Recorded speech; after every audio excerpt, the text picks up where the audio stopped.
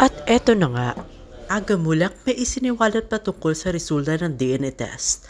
Mavi Legaspi tunay na anak? Matatandaan ilang dekada na inuugnay ng mga tao sina Carmina at Aga dahil sa pagiging closeness nito sa isa't isa at lumabas pa ang mga espekulasyon na nagkaroon nga daw ng bunga ang pagsasama ng mga ito. Tila may pinasabog siyang tinatago at ginimbal ng aktor ang lahat matapos niya nitong ipaalam sa publiko na sila nga ni Carmina ay nagkaroon ng anak sa unang pagkakataon at ito nga ay si Mavi. At hindi niya ito pinanagutan.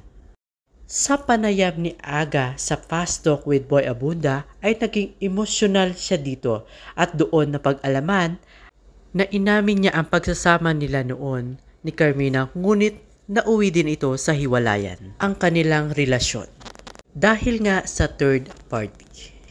May mga netizens naman na nagkaroon ng imahinasyon sa larawan ni Mavi at Aga at napansin nilang talagang hindi sila nagkakalayo sa mukha nito dahil din sa hubog ng mukha nilang dalawa. At nang lumaki nga si Mavi ay talagang may dugong bulak ito sapagkat nanatiling namang mailap sila sa media sa isyu ng pagkakaroon ng relasyon nila nang dahil din sa mga panahon na yun ay sila'y magka-love team.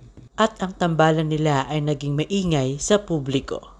Dahil din naging mailap sila sa publiko upang di masira ang kanilang kasikatan na kanilang tinatamasa.